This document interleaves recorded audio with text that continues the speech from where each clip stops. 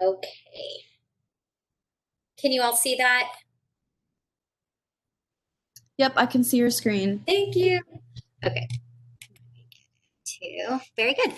All right. So, very much looking forward to discussing ways to balance your blood sugar. My name is Angie Romaine. That is a picture of me and my youngest little one. He is just about 18 months.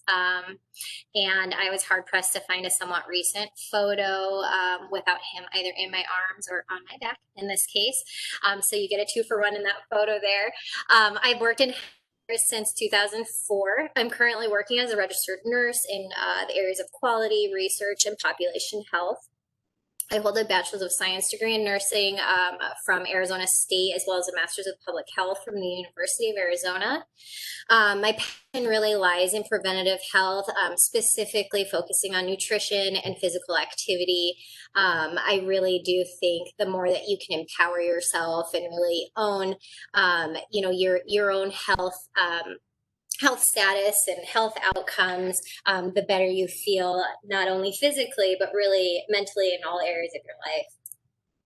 So I'd like to start today with a quick reflection. Felt it was very pertinent given the subject for tonight's presentation. Let food be thy medicine and medicine be thy food. That is from Hippocrates. And for those of you that might not be aware of who that is, Hippocrates is considered the father of medicine. New doctors take what's known as a Hippocratic when they're starting their career in medicine after they've finished their formal education. And he really is seen as the pioneer of what we know as medicine today. That being said, I think that it's very pertinent, again, to tonight's discussion and really provides great insight on what Hippocrates saw medicine, what he intended medicine to really evolve and encapsulate, and it's our everyday choices, right? So that's where our food choices are going to come into play, and that preventative health is going to really play a major role in our health outcomes.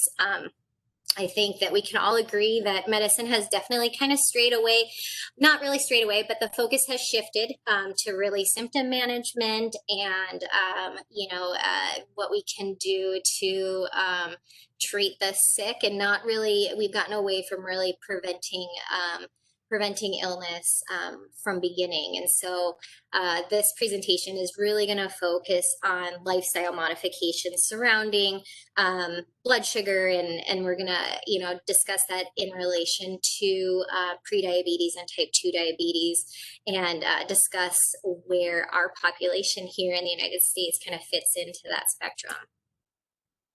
This is the summary from tonight's class. It probably looks familiar to you. This was when you registered for the session, the description. Again, to provide a little bit of context, specifically surrounding prediabetes, the Centers for Disease Control, the CDC, estimates that nearly 1 in 3 adult Americans have higher than average blood sugar, with only 10% of those having an official prediabetes diagnosis. Just really let that soak in. That is an alarming figure. If you really think of that at a personal level, think of, your extended family, 1 in 3 of those adults in your extended family having a higher than average blood sugar. If you're in the workplace, 1 in 3 of the people in your office, again, probably have a higher than average blood sugar according to the statistic from the CDC. And I think when we really take a minute to think about how that affects people around us, it gives it a greater meaning.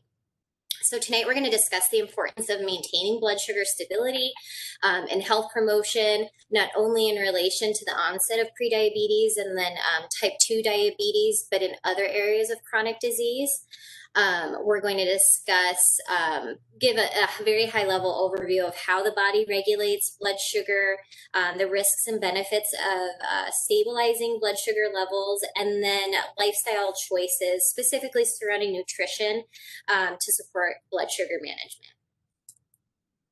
This is the outline to kind of give you an idea of how the presentation tonight will progress. I'm going to give a brief background, so really to expand on that that statistic from the CDC, to offer a little bit of a public health perspective on what prediabetes looks like in our population here in the United States and kind of how we probably fit in at the individual level.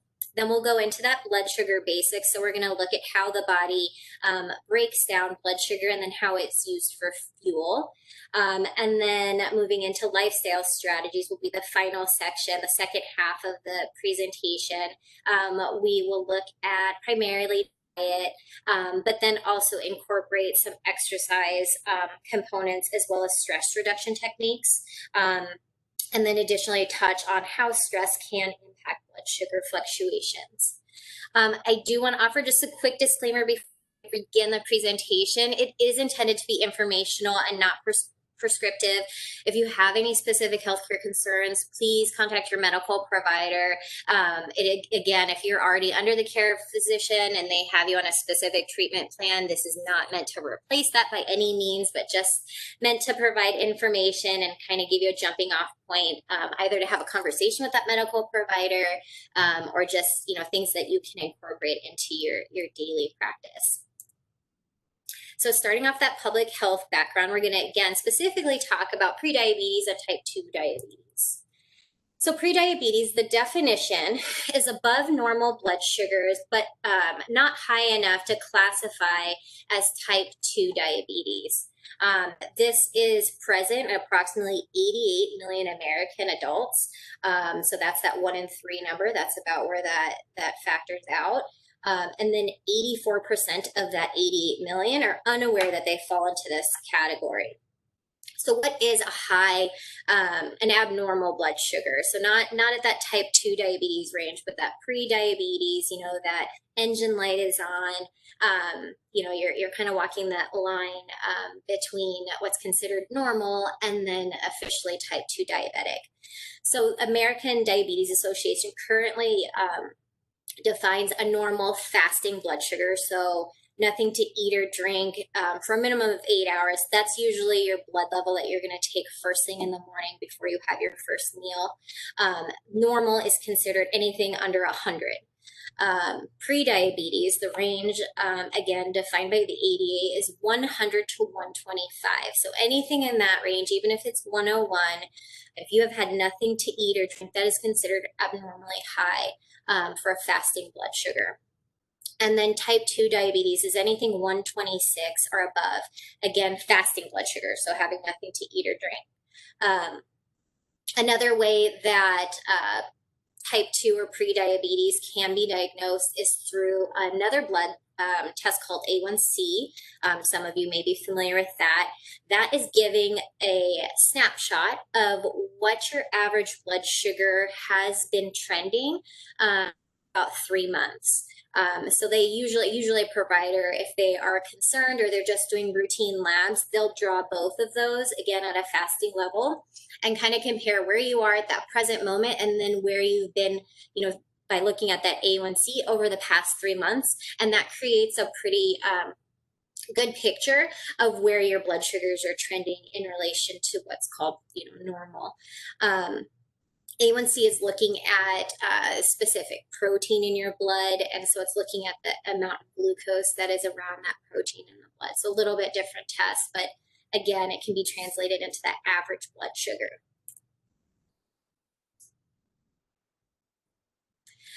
Some risk factors for prediabetes and ultimately type 2 diabetes. Being overweight is first and foremost the greatest risk factor. More often than not, providers look at a BMI or a body mass index when they're classifying someone's weight status. So overweight to obese to severely or morbidly obese. A normal range is 18.5 to 24.9. That's not especially important, but just to give you a frame of reference, that's kind of what you're looking at or what providers are looking at when they're considering someone, clinically being within a normal weight for their height. Older than 45 is another risk factor. A family history of type 2 diabetes, physical inactivity. More often than not, if you're physically inactive, you're probably going to be overweight as well, but those two can be mutually exclusive. So you can be in a normal weight range, and just the physical inactivity can contribute to your overall risk for developing an abnormal blood sugar. And then finally, history of gestational diabetes is a risk factor as far as prediabetes and type 2 diabetes for women later in life. Gestational diabetes is a form of diabetes that occurs during pregnancy. So again, only affects women, obviously. But it does, again, it's kind of that check engine light. If you have normal blood sugar, you know, prior to getting pregnant, and you have an abnormally high or gestational diabetes diagnosis during pregnancy, there's a good chance that after your pregnancy, you could remain in that abnormally high level. Some things around this that I think are important to discuss. There seems to be some stigma around maybe considering yourself to be screened for prediabetes. Or type 2 diabetes, because you don't want to be seen as, you know, not taking care of yourself, or you don't want to, you know, look at yourself as like, I'm not overweight, I'm physically active, I don't fall into those categories. You can't tell, you know, that you are in that category, in that abnormally high range, just by looking at a person. So again, which contributes and supports that initial statistic from the CDC. 90% of people that fall into that range don't know that they're in that range. And it's not only because they haven't had those blood labs, it's because they don't consider themselves to meet any of these risk factors. But just because you don't, you know, seek out those diagnostic labs and primary care doctor visits, that doesn't mean that the you know, disease process hasn't started. It just means you don't know about it yet. So again, empowerment is key. You want to really get ahead of this.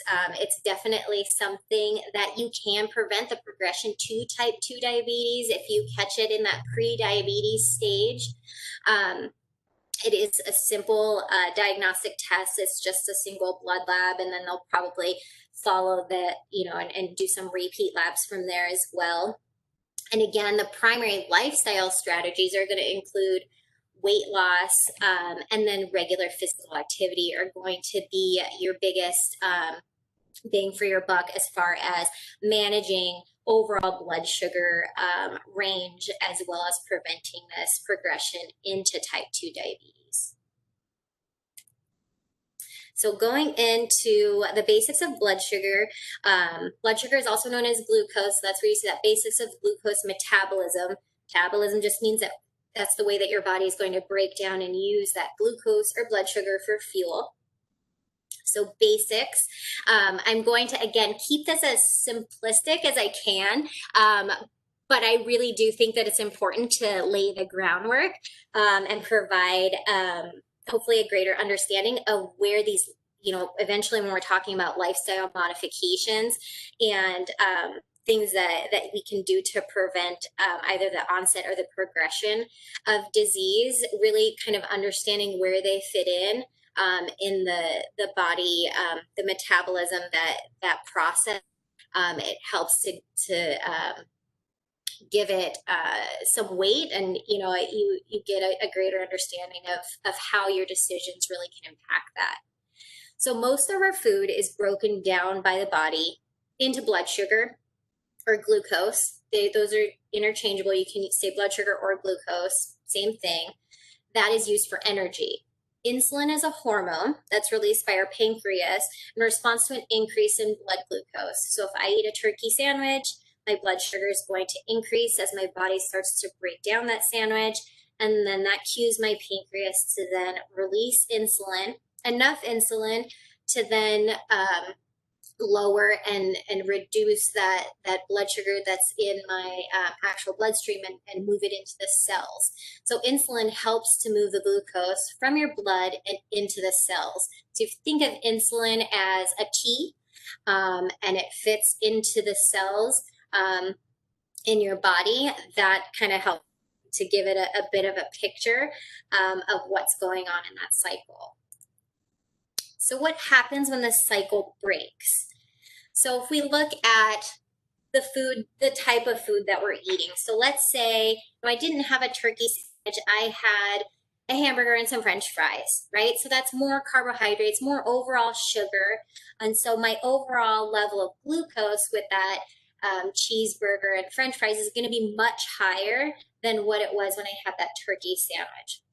My pancreas is going to release insulin. It's going to be in relation to the level that my glucose has risen. So if my glucose is, say, 400 after I eat my sandwich, it's going to release enough insulin to bring down that 400 back to about that 100 range. And it's always going to be in proportion to what your blood sugar is.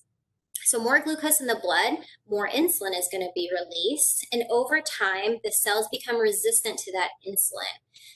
Kind of think again of if you picture that key, if you've ever had a key that kind of becomes stripped and the lock, you have to kind of, work it a little bit to get it to unlock that door. And then eventually that key either breaks or the lock is just completely worn away and it no longer turns that key, or the key no longer turns the lock to open that door. That's kind of how you have to think of the resistance. You're overstimulating your cells with so much insulin that the blood sugar no longer is able to be accepted into those cells. And it ultimately continues to rise in your bloodstream. And that's where you get that overall increase in fasting blood sugar, which is how we diagnose diabetes. I know that that's a little bit, if this is your first time kind of being introduced to that topic, it's a little hard to picture and wrap your mind around, but if you kind of think about boy that cried wolf kind of thing, if you're insulin, you're constantly screaming that you need more and more and more, eventually the cells no longer accept the insulin because it doesn't see that it as an actual necessity. Some basics surrounding the way your body is going to store glucose and the kind of order of operations behind that.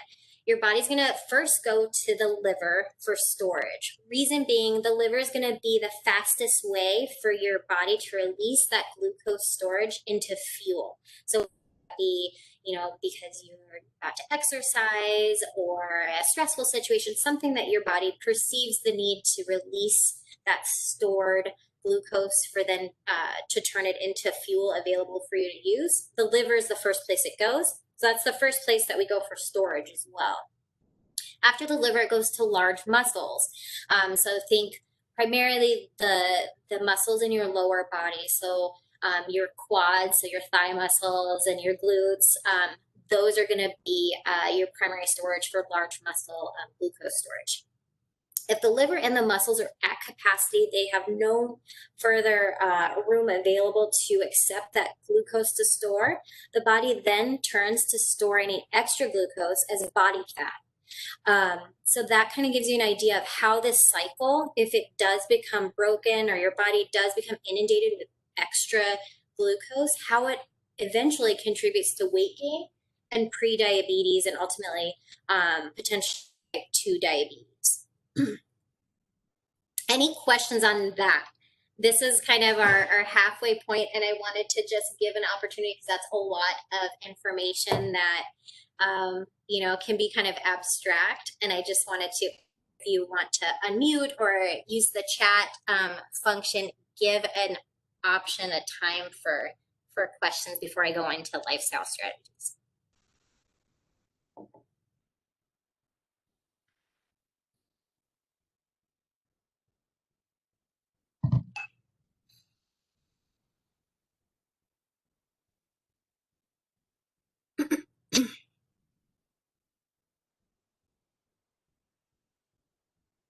All right, I'm going to dive right in. So first, we're going to talk about some strategies surrounding diet. That's going to be the bulk of our lifestyle strategies. We are going to talk about what are called macronutrients.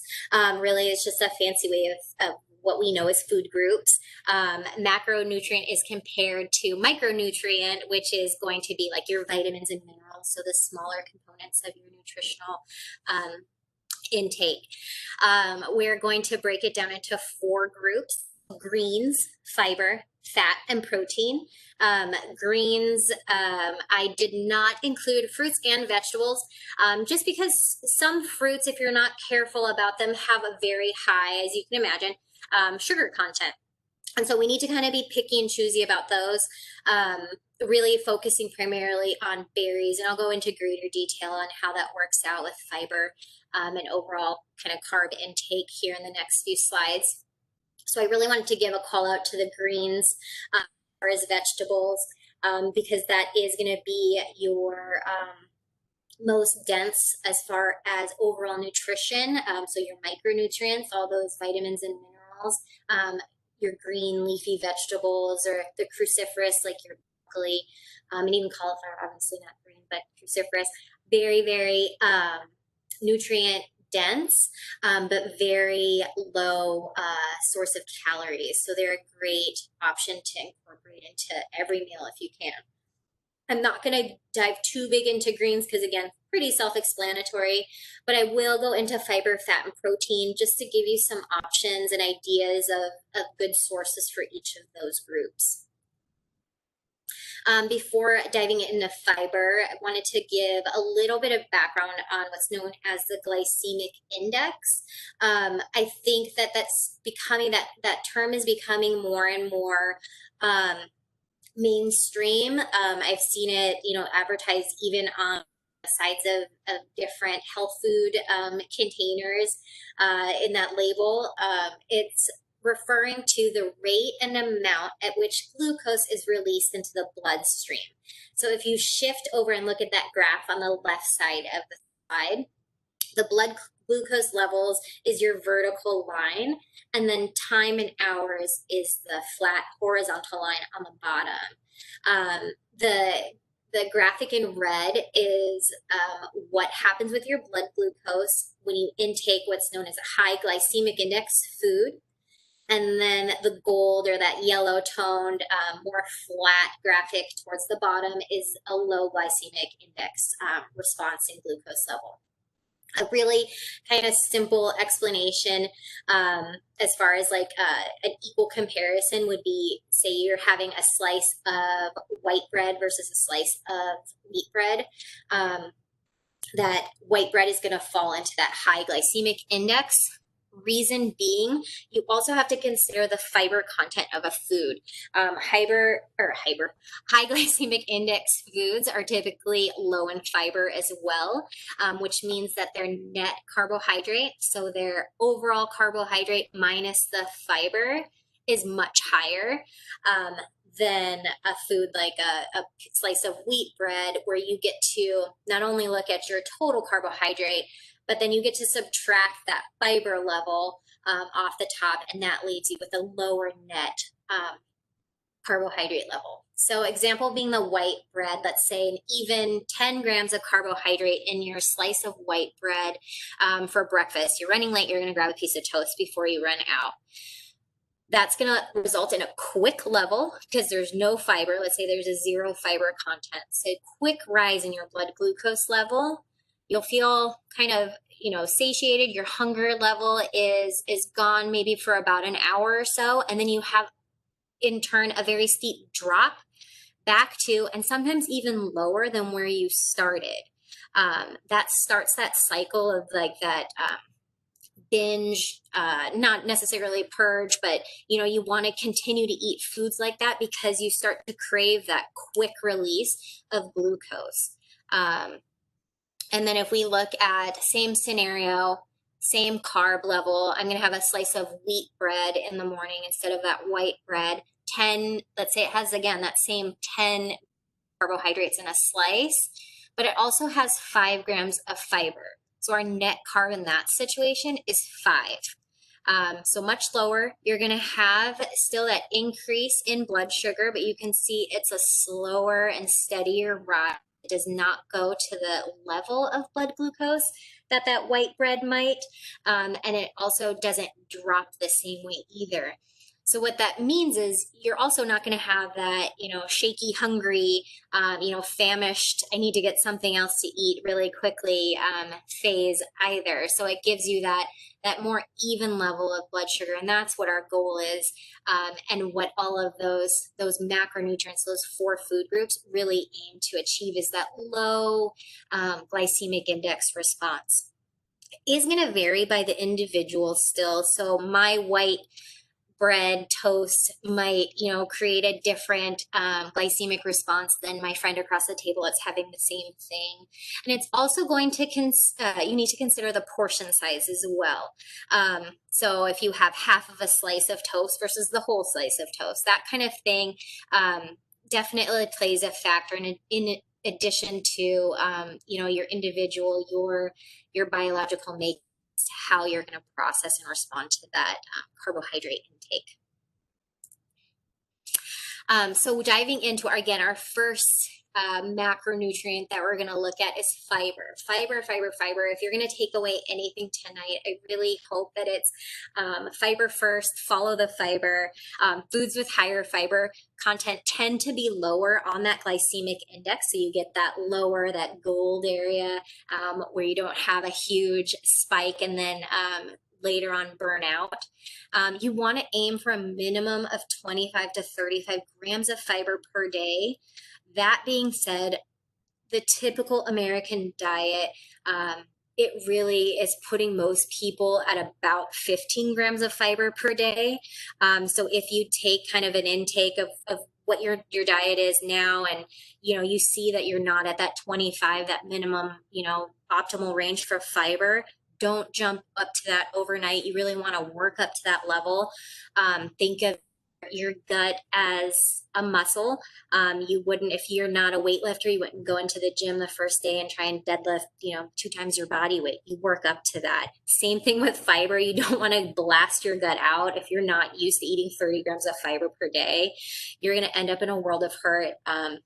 You have to drink a lot of water when you increase your fiber intake as well, to avoid constipation.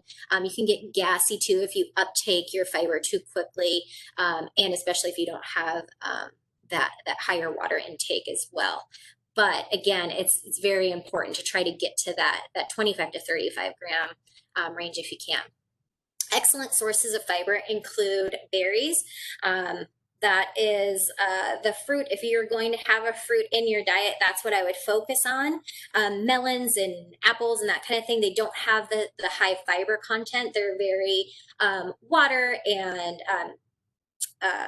fructose dense. So they have, they can give you that quick spike of blood sugar, especially if it's not paired with anything else. So if you eat like a big chunk of watermelon or a big apple or something by itself, you definitely can have a good jump in your blood sugar and then that subsequent dip afterwards, where berries are very high in fiber. And so you get to have that sweet, that craving satisfied, but you don't necessarily get that associated swing in your blood sugar. Chia seeds and flax seeds are both excellent sources of fiber. They're also really great sources of fatty acids, so healthy fat source as well. Neither one is particularly flavorful, so they're kind of nice in that you can add them to things without really changing the flavor profile of whatever the dish may be. You can put chia seeds in, sprinkle them on top of a salad, and it really goes unnoticed. Same thing with flax seeds. Flax seeds are a little bit better if you can grind them first. It lets that fiber, your body is easier to access the fiber source in the flaxseed versus if you just eat the flaxseed whole. But either way, if you can incorporate those into a meal, it's a great option. And then brown rice. Brown rice is just one option of many I just wanted to touch upon. If you are going to have some sort of like a grain or a starch, you always want to default to the most, if you just think of the most colorful options. So white rice versus brown rice, you want to choose brown rice. Same thing with bread, or brown bread, wheat bread over white bread. And again, even potatoes, sweet potato is a better option than a white potato would be. going to have a higher source of fiber. They're all going to be lower on that glycemic index, so you're not going to have a giant spike in your blood sugar. And then they also are more nutrient dense than the other options. Going into fat, healthy fats assist in avoiding that blood sugar spike and low. And then it also assists in hunger control.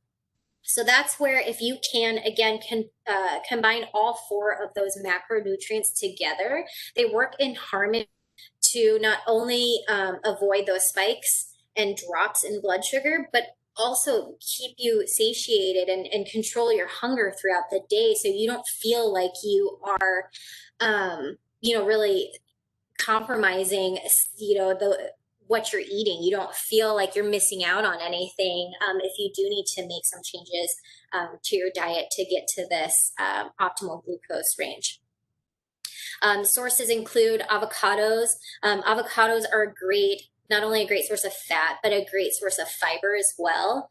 Olive oil is a great source of fat. Nuts, some nuts are better than others, specifically almonds, walnuts, Brazil nuts are great. They're very high in different micronutrients as well, compared to peanuts and cashews are a little bit less dense in the micronutrient range. And then finally, egg yolks. We don't want to overdo it with egg yolks, but if you are going to have eggs, if you can combine at least a whole egg or 2 in, an egg scramble or an omelet versus going just whites, that's where the nutrients are. That's where that good fat is in the yolk, and you miss out if you eliminate that and just have the white of an egg. Going into protein, protein, again, similar to fat, assists in avoiding blood sugar spikes and then those subsequent lows, and assists in overall hunger control. Sources include, again, eggs. If you don't want to eat too many egg yolks, because we have to consider cholesterol in that factor as well. So if you are going to do like an omelet or an egg scramble, if you do maybe 1 whole egg and 2 egg whites, or 2 whole eggs and 1 egg white, whatever your makeup might be. That's a good way to kind of meet in the middle there. Lean meats, primarily chicken, fish are always your go-to. Lean red meat, and then pork as far as just an overall good, healthy source of protein. Beans and lentils, if you're primarily plant-based, are an excellent source not only of protein but of fiber. So again, you get kind of that 1-2 punch with those little guys. And then finally, yogurt, specifically very plain pedestrian, Greek yogurt, unsweetened. Is what we're looking at here. So you don't want to just pick up the, pre-mixed fruit flavored yogurt. That's going to more often than not have high fructose corn syrup in it, a lot of added sugar, and the amount of protein in it is going to offset the amount of sugar. The amount of sugar in it is going to offset any protein benefit that you have from that type of a yogurt, versus if you're taking in a Greek yogurt combined with some berries and maybe drizzled with some honey, and getting to, close to that same profile as the alternative pre-mixed fruit, but a totally different makeup. Your body will metabolize it and respond to it completely differently. So putting it all together as far as diet for macronutrients, what does that look like? What can a typical day look like? We want to eat at regular intervals throughout the day. That'll really kind of help with that, maintaining the consistency for your blood sugar and avoiding, dipping too low, and then you end up kind of grabbing the closest thing to get back to that higher level, and possibly making a bad decision as far as food choice. One thing that I want to touch upon, definitely not recommending it, but it is something that I feel is out there in the world. Intermittent fasting is like the craze of the day right now. For those of you that might not be familiar with it, it means that you're really shortening the window at which you can eat. Sometimes they're even looking at it at like days at a time, but really intermittent fasting is looking at, typically it's like a 16-hour window of fast and then an 8-hour window of eating. While I am not promoting intermittent fasting, it's definitely not for everyone. One alternative to it that we have seen in recent literature is circadian fasting. That has really been studied really in relation to, it was probably 10 years ago, the thing was to constantly graze and have small snacks throughout the day, and that was the best way to maintain your blood sugar. And while if you're really choosing the best options snack wise, popcorn, nuts, that kind of thing, you're ultimately going to probably take in more calories. You're probably going to have too high of an overall level of blood sugar because you never really let your body get time to go back down to what your initial fasting blood sugar might have been. And studies have shown that that really does not help long term with most people as far as weight control and then ultimately in glucose management or blood sugar control. Circadian fasting is speaking to what's known as the circadian rhythm, which is looking at your sleep-wake cycle, and it's incorporating your eating around that. So really leveraging and taking advantage of the time that you're sleeping and maybe adding in an hour or two on either side of that. So what the most important component of it is to have a hard stop as to when you're going to take in your last meal. This has been a long time coming, not just surrounding circadian fasting, but eating right before you fall asleep is not good for your metabolism overall, specifically on glucose levels. You don't want to have a full meal and then go to sleep or have, that midnight snack, every day, that's part of your routine, because it is going to ultimately cause impaired glucose at that fasting level, because you just are not giving your body enough time to get down to that ideal range. So circadian fasting, they want you, the guidance is to stop eating about 2 to 3 hours before whenever it is that you normally go to bed. So very much able to be tailored to whatever your lifestyle, whatever your day really looks like. And then maybe eating 2 to 3 hours after you wake. It evens out close to what intermittent fasting is, but it really allows more flexibility and tailoring to what your day-to-day looks like. My days are different all the time, and so I find it very restrictive to try and fit eating into a very specific window. But when you kind of are using your own sleep schedule to kind of guide the way that you eat, and again, really the priority is to stop eating 2 to 3 hours before bed, you'll see a real response if you can just incorporate that 2 to 3 hour stop prior to going to bed, following that routine. Paying attention to portion sizes. Again, we want to eat, about three meals a day, maybe 3 meals and a snack a day. And you want to still pay attention to that portion size, in addition to attempting to eat a portion from each of those 4 macro groups. So greens, protein, fiber, and a healthy fat. Some meal examples include chicken on top of a green of choice, with vinaigrette made with extra virgin olive oil and top with some flax seeds. That's kind of just a quick, throw together meal. I'm not a huge proponent of meal prep just because I can't work it into my week because I just can't do it. I don't know why. But if you can get, a couple of things ready and you have, the ability to throw that together, that really does come together really quick. Egg scramble with veggies. So definitely including like a green veggie in that veggie mix and top with some avocado. That would get you all 4 of those macro groups. Again, paying attention to portion size. You don't want to have like a giant 9-inch skillet egg scramble. But if you're having, a whole egg, 2 egg white, some veggies, and a quarter of an avocado, you're not going to go crazy with overall calories. And you're definitely going to feel full from all of those components. And your blood sugar is definitely going to be exactly where you want it to be. And you'll feel good. So the next one, note it's a side of whole wheat pasta alongside your mixed green salad. So you don't want to have the pasta be your main dish. Have the mixed green salad be your main dish.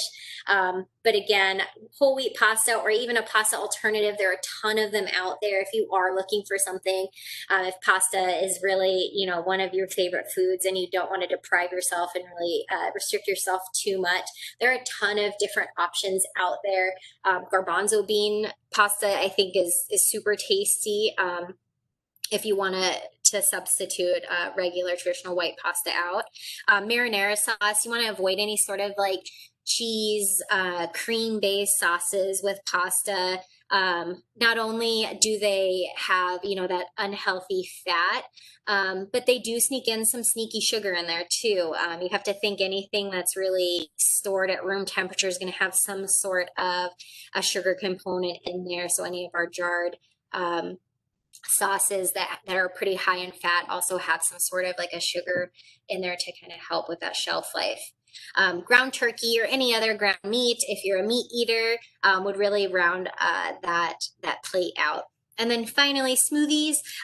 Those are super easy, and you can make them, whatever you need it to be.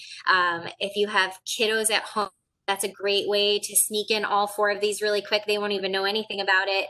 An example would be almond butter, berries, spinach, chia seeds, and then if you want to add protein powder, another alternative to protein powder, that Greek yogurt that we mentioned earlier. A serving of Greek yogurt has just as much protein as a chicken breast. It's super, if you really look at the label on it and you're getting kind of that plain, Greek yogurt, it's not sweetened. It's a powerhouse food choice. And so if it's not the most, I think if you're not used to that type of yogurt, the most palatable by itself, but if you throw it into a smoothie, it doesn't upset it at all. And you get a source of protein in there as well. Physical activity, again, that increasing of physical activity as much as you can helps reduce any risk factors associated with prediabetes or type 2 diabetes. And we're just talking to light to moderate daily activity, 30 minutes on average, 5 days a week. So about 150 minutes per week is the magic number that they've seen to have the greatest impact on reducing the risk for prediabetes or type 2 diabetes. It can look like walking, jogging, yoga. And then weightlifting is a really great thing to incorporate if you don't do it already. And if we go back to the way that your body stores glucose from the bloodstream, that second source that insulin tries to move the glucose into is the cells in your large muscles. So if you have a larger muscle, you're going to have a greater capacity for storing glucose. And that's where weightlifting is really a great exercise, not only for glucose management, but just overall health. If you can incorporate some moderate weightlifting into your routine, you'll see real benefits from that as well. The effects of stress on blood sugar. So not only the way that we eat, the way that we perceive our environment can impact blood sugar. Cortisol is known as the stress hormone. It's normal to have fluctuations of cortisol, really, again, following that circadian rhythm throughout the day. Your cortisol is going to kind of ebb and flow depending on where you are in your sleep-wake cycle. But if you have a constant perceived stress, whether that be you're running from someone chasing you or you're in a stressful work environment, your body is set as the same. And it's going to release cortisol, which is going to increase your craving for simple carbohydrates and sugar. Reason being, your body feels like it needs fuel to get you out of that stressful situation. And so you want to have the straightest source of glucose that you can. And so you want to have something with no fiber, all carbs, to let you get out of that situation. So that's where you kind of can get into that. I just want to, snack on crackers all day, on chips, just easy to bunch on. That's what that looks like. It also cortisol also contributes to chronic inflammation, which puts us at risk for a multitude of chronic disease. So not only looking at an increase in blood sugar with cortisol, but it can also impair our blood vessels, so putting us at risk for heart disease and stroke. Sleep, last but not least, very important in not only reducing cortisol, but just again that circadian rhythm and really maintaining that stability as much as you can. We want to aim for 7 to 8 hours per night if you can. Avoid late day caffeine intake, reduce alcohol intake. Alcohol can, help us to relax at the end of the day, but it really has been shown to produce a disruptive kind of light sleeping cycle. You don't go into that deep level of sleep. Staying physically active throughout the day. So if we think back to our physical active slide, that 30 minutes does not have to be all at once. So you can break that up throughout the day. So doing some squats while you're watching TV during your commercial break, taking a quick walk around the block, maybe a couple times throughout the day, kind of get it in wherever you can, depending on where you are. Everyone's busy. Our weather here in Phoenix, half the year it's so hot we can only work out first thing in the morning and then maybe after the sun goes down. So, squeeze it in wherever you can. And it adds up. It's a running tally. It doesn't have to be all at once. So you don't have to look for, a 30-minute window. It can be broken up into a few 10-minute intervals. And then finally, avoiding late night TV and phone activity. Again, going back to that circadian rhythm, that is highly influenced by sunlight. And our bodies perceive that blue light that's given off by screens, so TVs and phones, as sunlight. It's seen and kind of treated. Your body responds to it in a very similar way. So it can kind of mess up with that circadian rhythm where, okay, sun's down, it's been down for a couple hours, time to, cues our bodies to start winding down and get ready for sleep. But if we have a in front of our face, it definitely is going to impair that wind down process. And that is that. Any questions? I know that's a whole lot and I talk really fast. But again, it's a very complex, as you can see, topic, and there are a lot of things to try and touch upon.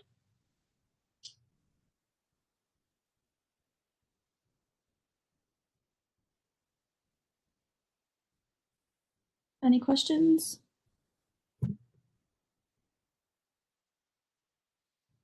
All right. Well, thank you so much, Angie, for joining us tonight. And thank you everyone for joining us as well. Next week, our topic will be about nurturing fathers, and this will be hosted on November 9th at 5 p.m. Make sure to pre-register for the link just as you did for this week at phoenix.gov/parks, and we hope to see you all again next week. Thanks again, Angie. Thank you.